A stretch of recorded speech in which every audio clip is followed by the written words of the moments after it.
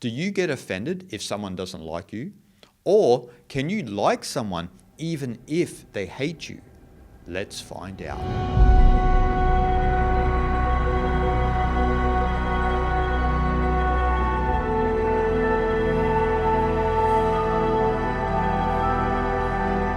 In the world of social validation, likes, tweets, retweets, reposts, etc., a lot of people are obsessed with the world liking them.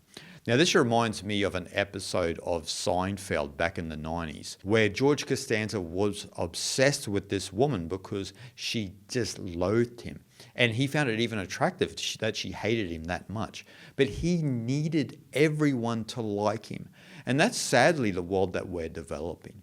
But my question is, why do we actually need people to like us? And can we even like them back in return, even if they hate us? Now, one lesson I've learned from having this YouTube channel and being an author for a long time is that you're never going to make everybody happy. And actually, a lot of people do hate you in some sense. And I found that also as well. Obviously, more people like me than they do hate me, but then you find people that just absolutely can't stand me and they hate me. And it's like, I don't really know them, so there's nothing really I can say about them. So it's not that I hate them back in return. I'm just absolutely indifferent to it. And so you start to develop this extra muscle that you never had when you have something like a YouTube channel. But we can also extend this out into the real world, not just the online world, right? Where there can be someone who doesn't like you, but you can also like them back in return. I think that we've probably all had that experience, right? Where someone doesn't really like us, but you still like them for some reason. Your hate is not reciprocal. You are fine to like that person. But the thing is that why do we actually get offended? Why do we need someone to like us? And why do we hate them back in return? That's the question that we need to ask ourselves.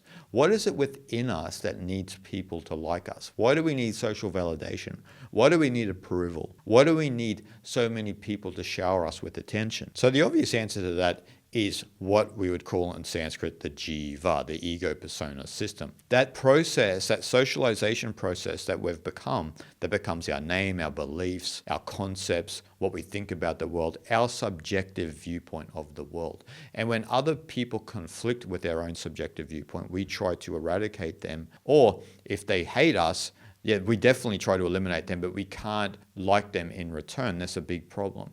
Now, if you're so entangled in the jiva, you can't see reality for what it truly is. If you haven't had a taste of what in Sanskrit is called the Atman, which is undifferentiated consciousness, which is identical with the ultimate reality of Brahman, then you won't be able to see reality for what it truly is. And so you won't see the person who hates you or doesn't like you purely because you're seeing how they judge your ego persona system, your jiva. Now, when you look at this, you need to ask yourself first and foremost, if the person hates you, if they hate you in the real world or they hate you online, is it your problem or is it theirs? Now, the obvious answer is it's theirs, but we're trained in such a way in this world now that we take people's input too seriously, even if you don't know them. Like I used my example with the YouTube channel, right? All I see, right, in the comment section is a name, which is usually not the person's real name, and then the bad comment. Now, am I to take that seriously? Because I don't know this person. It's not a friend that I trust. It's not a family member I trust. It's not someone in my close proximity. Why would you take feedback from someone you've never, ever met? And also, in turn, why would I then go and hate that individual? Obviously, if they are being rude and arrogant and they're abusing people and this and that, easily block and delete, remove. It's not out of hate. It's just an act of keeping conversation kosher because we're all supposed to be adults. And so when we think about that in our own lives, obviously, if someone is being rude to you or they threaten you in the real world, obviously you need to keep a distance from the individual. You need to be smart about that. But at the same time, if it's not to that extent, if the person just doesn't like you for whatever personal reason they have, why do we take it on as our own burden? Why do we need that person to like us? Or, as I said, can we truly like them in return, even though they hate us? And the answer is obviously yes, because they're only hating a version of you based on how they see the world. That's the real illusion, right? When someone hates somebody, you can tell, particularly if you understand the spiritual traditions, how much they live in their subjective perspective of the world. So your subjective perspective of the world conflicts with theirs, and so they hate you in return. But if you understand, like I said, reality at a deeper level, you know it's just their subjective perspective.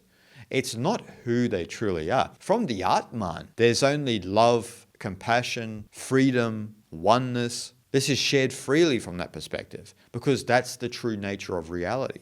You don't need to share it actually because that's the way it is. And so you understand then that they are coming from that place. So what you don't want to do in turn is when their jiva is projecting onto you their hate and their dislike of you, you don't want to in turn project that as well. You need to abide in the Atman and see them for who they truly are. But obviously, as I said, if it got to a point where they're trying to incur harm on you and this and that, obviously you need to remove yourself from the situation. But most times it doesn't happen like that. They just hate you from a distance or they let you know about that verbally, right? But you don't also have to follow suit. One strategy that might be actually useful is just to say, look, I know you hate me, but I actually like you.